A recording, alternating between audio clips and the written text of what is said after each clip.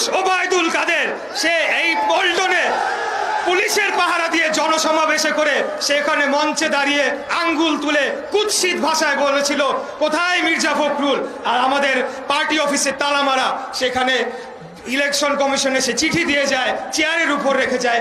এরকম তারা একটা মানে বর্বর আচরণ করেছে রাজনৈতিক দল হিসেবে। আর বক্তব্য বাড়াবো না, আপনারা সকলেই জানেন কি আন্দোলন করতে হবে, কি করে এই স্বৈরাচারকে পতন করতে হবে। আমাদেরকে নতুন করে শিখাতে হবে না।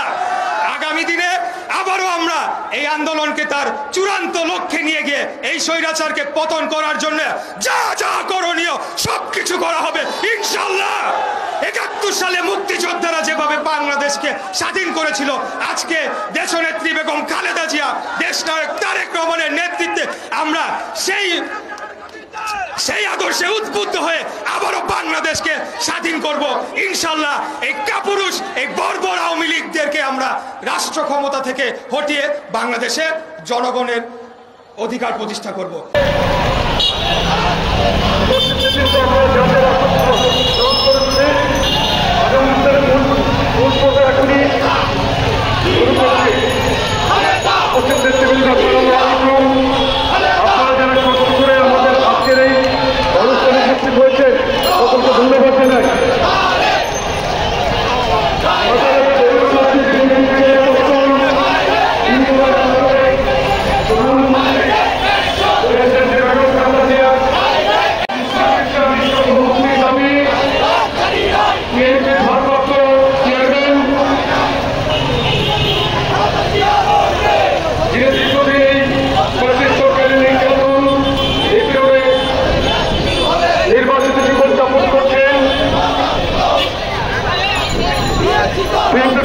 চেয়ারম্যান দেশনায়ক তারেক রহমানের বিরুদ্ধে সকল মিথ্যামামলা প্রত্যাহারের দাবি